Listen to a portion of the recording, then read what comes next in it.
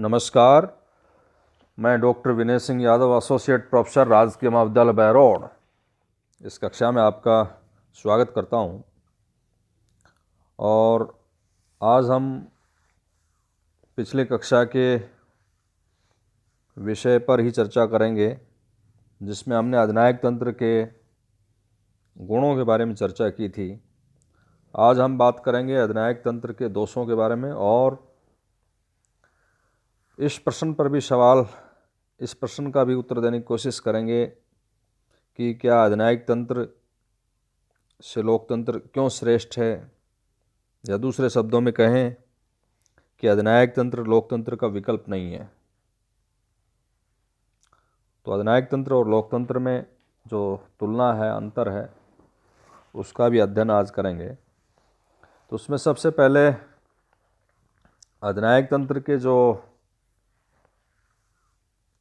दोष हैं, गुणों के बाद कल हमने गुणों पे चर्चा की थी कि शासन में एकता, कुशलता है, उत्तरदायित्व का विभाजन उसमें नहीं होता है, संकट काल के लिए वो उपयुक्त है, राष्ट्रीय एकता की स्थापना के लिए भी बेस्ट है, और सामाजिक आर्थिक समस्याओं का इसमें शीघ्र निदान होता है, समाधान होता है, और शासन में स्थिरता बनी रहती है। ये गुणों की चर्चा हमने पिछली कक्षा में की थी। आज हम अधिनायक तंत्र के जो दोष हैं उन पर बात करेंगे। और उसमें पहला जो दोष है, जो डिमेरिट है, वो है शासन शक्ति का दुरुपयोग। अधिनायक तंत्र के बारे में जब हमने चर्चा की थी, उसके लक्षण बताए थे, तब उसमें स्पष्ट था कि तानाशाही में शासक को बिना किसी प्रतिबंधों के शासन की पूर्ण शक्ति प्राप्त होती है। और यहाँ एक तथ्य है कि निरंकुश शक्ति शासक को पूर्णतः भ्रष्ट कर देती है। अधिनायक के द्वारा अत्याचार, अनाचार का जो मार्ग अपनाया जाता है, कभी कभी ये अत्याचार की कोई सीमा नहीं रहती। अधिनायक तंत्र में एक व्यक्ति के हाथ में जो संपूर्ण शक्ति होती है, उससे उस शक्ति के दुरुपयोग की आशंका बनी रहती है। तो एक दोष तो ये है। दूसरा, अविवेकपूर्ण राष्ट्रीय एकता की कुचेष्टा। आलोचक इसके बारे में कहते हैं कि राष्ट्र की जो शक्ति है, राष्ट्र की जो समृद्धि है, उसके लिए राष्ट्रीय एकता बहुत जरूरी, आवश्यक है, किंतु उसकी प्राप्ति के लिए हिंसा, क्रूरता का सहारा लिया जाए तो वो ऑब्जेक्शनेबल है। अधिनायक तंत्र प्राय अनुचित साधनों के द्वारा राष्ट्रीय एकता की स्थापना करना चाहता है। वो भाषा, धर्म, रहन सहन, संस्कृति इत्यादि की जो विभिन्नता होती है, उनके बीच में एकता की स्थापना के स्थान पर विभिन्न विभिन्नताओं को मिटा करके उसके स्थान पर एक अवास्तविक, काल्पनिक, अविवेकपूर्ण राष्ट्रीय एकता स्थापित करने की कोशिश करता है वो। और ऐसी स्थिति में उसके द्वारा जो ये प्रयत्न किए जाते हैं, वो गृह युद्ध और विद्रोह को जन्म देते हैं, जिसका एंड राज्य के विभाजन में हो सकता है, जिसकी परिणति जो है राज्य के विभाजन में हो सकती है। एक है स्वयं में त्रुटिहीन समझने की भूल। क्योंकि अधिनायक तंत्र में एक तानाशाह के पास एब्सोल्यूट पावर होती है, सारे डिसीजन उसी को करने होते हैं, सारी शक्तियां उसके पास होती हैं। तो उसका एक सबसे बड़ा दोष ये भी हो जाता है कि वो अपने आप को त्रुटिहीन मानने लगता है, और अपनी जो अविवेकपूर्ण कार्य हैं और विचार हैं, उनको ही वो सर्वश्रेष्ठ मानता है।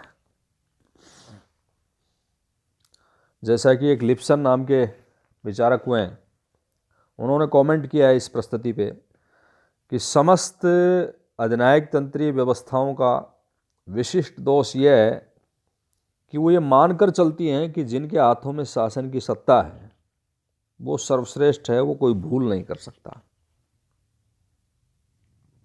इतिहास इस बात का साक्षी है कि स्वयं को त्रुटिहीन मानने वाले हिटलर, मुसोलिनी ने भयंकर भूलें की। स्वयं को सर्वश्रेष्ठ मानने वाले स्टालिन की मृत्यु के बाद उसके उत्तराधिकारी ख्रुश्चेव ने उसकी गलतियों का उल्लेख करते हुए उसे मूर्ख, पाखंडी और इतिहास का सर्वाधिक क्रूर व्यक्ति कहा। तो ये हर तानाशाह, हर डिक्टेटर की ये स्थिति होती है कि वो अपने आप को सर्वश्रेष्ठ मानता है, और इस किस्म के जो लोग होते हैं वो अपने आप को अपने आत्ममुग्धता के शिकार रहते हैं। एक इसका दोष है व्यक्ति की स्वतंत्रता का हनन। अधिनायक तंत्र में अधिनायक जो है वो राज्य के सार्वभौमिक सिद्धांत में आस्था रखता है, वो राज्य को साध्य और व्यक्ति को साधन मानता है। ऐसे में व्यक्ति की स्वतंत्रता में विश्वास नहीं करता और व्यक्ति को अभिव्यक्ति के अवसर प्रदान नहीं करता। राज्य व्यक्ति के जीवन के प्रत्येक क्षेत्र में अनुचित हस्तक्षेप करता है। व्यक्ति राज्य रूपी मशीन का एक पुर्जा बनकर रह जाता है। तो इस तरह से इस शासन व्यवस्था में व्यक्ति की स्वतंत्रता, उसका व्यक्तित्व सब अंत हो जाता है। एक इसका दोष है क्रांति और षड्यंत्र का वातावरण, और इसके चक्कर में फिर युद्ध की आशंकाएं बनी रहती हैं। युद्ध को प्रोत्साहन इसमें दिया जाता है। अधिनायक तंत्र के अंतर्गत विरोध को सहन नहीं किया जाता। जनमत के निर्माण के जो साधन होते हैं, हमने पहले भी स्पष्ट किया था इसके लक्षणों में कि अधिनायक का पूर्ण उन पर नियंत्रण होता है, और इस स्थिति में शासन की नीतियों से मतभेद रखने वाले जो भी व्यक्ति हैं, वर्ग हैं, उनको क्रांति और षड्यंत्र का सहारा लेना पड़ता है। और अधिनायक सदैव क्रांति और षड्यंत्र की आशंकाओं से त्रस्त रहता है। जहाँ भी उसे ऐसी शंका नजर आती है वहाँ वो बर्बर शक्ति का प्रयोग करता है। और हिटलर ने इसी उद्देश्य से एक जासूसी संगठन गेस्टापो का गठन किया था। स्टालिन ने भी सेना, प्रशासन और पार्टी में शुद्धिकरण के आंदोलन चलाए थे। चीन में भी इसी प्रकार के शुद्धिकरण आंदोलन चले। तो ये स्पष्ट है यहाँ कि अधिनायकवादी व्यवस्था में क्रांति और षड्यंत्र का वातावरण रहता है, और दूसरी तरफ आंतरिक समस्याओं से ध्यान जनता का डाइवर्ट करने के लिए ये तानाशाह युद्ध को प्रोत्साहित करते हैं ताकि जनता में राष्ट्रवाद का भाव बना रहे और आंतरिक समस्याओं पर ध्यान डाइवर्ट हो जाए, ध्यान वहाँ से हटके और शत्रु देश के प्रति लग जाए।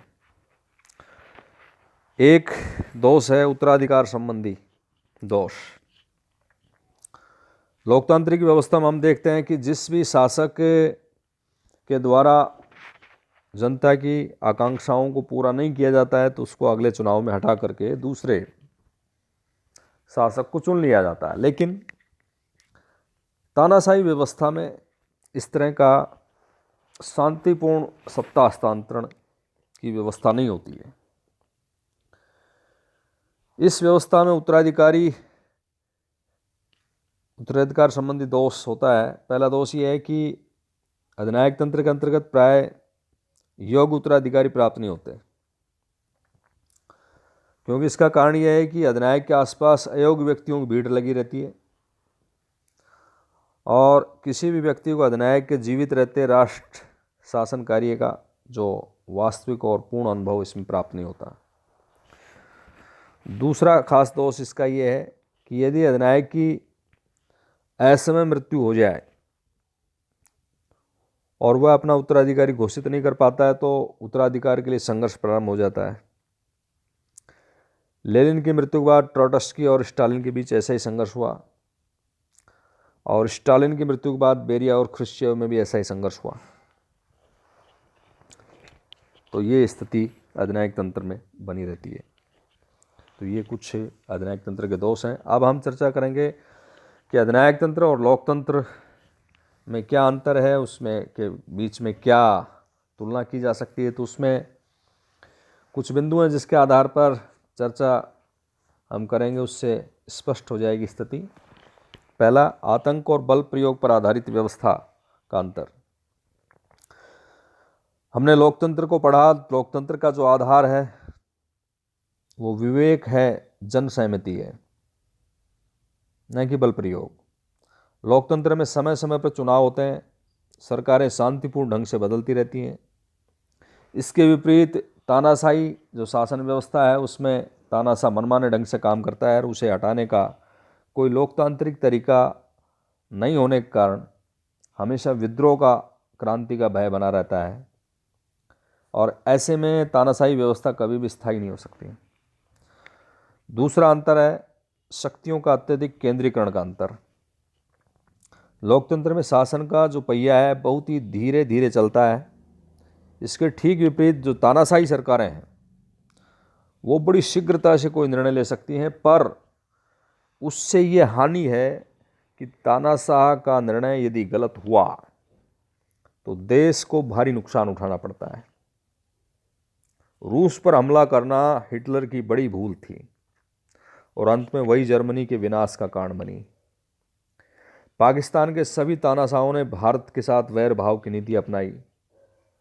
इससे न केवल उन्होंने अपने देश की बर्बादी की बल्कि भारतीय उपमहाद्वीप की जो शांति है उसको भी उन्होंने भंग किया है। एक अंतर है नागरिक स्वतंत्रता खतरे में पड़ जाती है। लोकतंत्र में नागरिक स्वतंत्रताएं सरकार के द्वारा मान्य होती हैं और सरकार उनकी रक्षा करती है। इसके ठीक विपरीत तानाशाह किसी भी तरह का विरोध सहन नहीं कर सकते। वे लोगों को सरकार की आलोचना करने की स्वतंत्रता नहीं देते। बल प्रयोग पर बहुत अधिक जोर उनके द्वारा दिया जाता है और जब तानाशाहों का इतिहास हम पढ़ते हैं तो उसमें उनके जो विरोधी हैं किस तरह से उनको यातना देते हैं कारागाह में पटक के। तो ऐसे बहुत सारी घटनाएं देखने को मिलती हैं। कला और साहित्य का विकास इसमें रुक जाता है।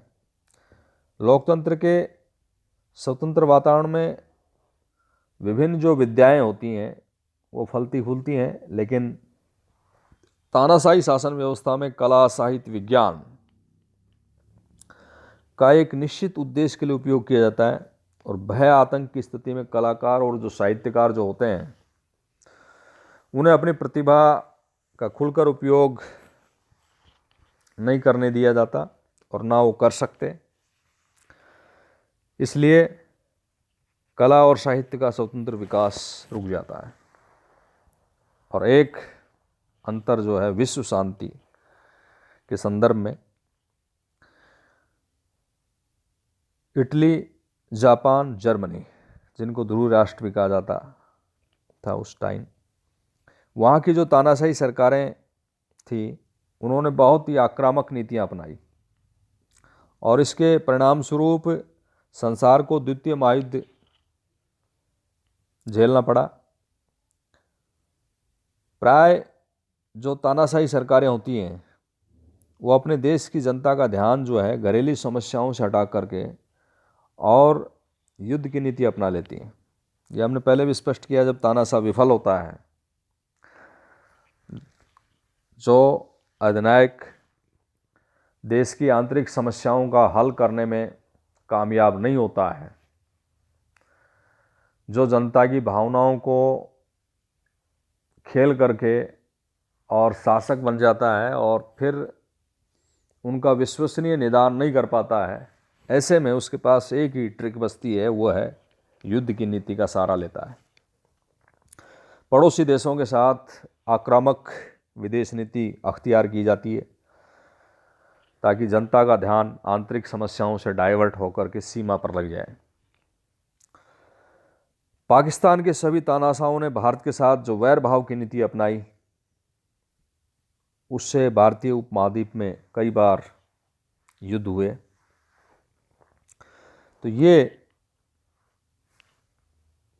अंतर है अधिनायक तंत्र और लोकतंत्र में। सरल शब्दों में यदि कहें तो लोकतंत्र का जो आधार है जनता की सहमति है, इच्छा है, विवेक है।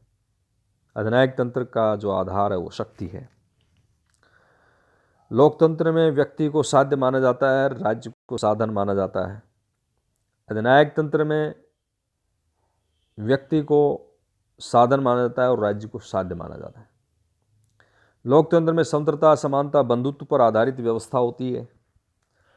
अधिनायक तंत्र में अनुशासन, आज्ञापालन और दमन और बल पर आधारित होती है शासन प्रणाली। लोकतंत्र में विभिन्न जो राजनीतिक दल हैं उनके अस्तित्व को स्वीकार किया जाता है और विरोधी दल भी होते हैं। अधिनायक तंत्र में इसमें एक ही दल का शासन होता है, विरोधी दलों के लिए कोई स्थान नहीं है। लोकतंत्र में कानून का शासन चलता है, अधिनायक तंत्र में स्वेच्छाचारिता होती है। जो अधिनायक ने बोल दिया वही उसके शब्द ही कानून होता है। लोकतंत्र में प्रचार के माध्यमों का इस तरह प्रयोग किया जाता है कि जनता को सार्वजनिक विषयों के समाचार मिलते रहें। अधिनायक तंत्र में संचार के साधनों पर जो सत्तारूढ़ दल है या अधिनायक के जो विचार हैं उन्हीं का ही प्रसारण किया जाता है, उन्हीं की कीर्ति प्रशस्ति गाई जाती है। लोकतंत्र में सरकार उत्तरदायी होती है जनता के प्रति। अधिनायक तंत्र में सरकार उत्तरदायी नहीं होती है। लोकतांत्रिक सरकार नमनीय होती हैं, यानी परिस्थिति के अनुसार वो बदलती हैं। अधिनायक तंत्र में शासन को अवसर के अनुकूल बनाने की कोई संस्थागत व्यवस्था नहीं होती है। तो ये कुछ अंतर हैं जिनके आधार पर ये कहा जा सकता है कि लोकतंत्र में यदि कोई दोष हैं भी तो इनका सुधार किया जा सकता है, उनका कुछ इलाज है। इसका मतलब ये नहीं है कि लोकतंत्र का विकल्प तानाशाही व्यवस्था या अधिनायक तंत्र हो सकता है। कहा भी गया है कि स्वतंत्र रहना सदैव किसी के अधीन रहने से अच्छा है और इसलिए लोकतंत्र अधिनायक तंत्र से अच्छा है।